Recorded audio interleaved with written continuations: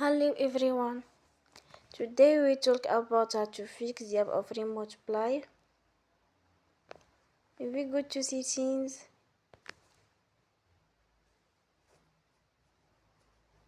then we click on apps. After that we search the app remote play and we click. Then we will on for stop. After that we go to storage. Then we click on clear cache.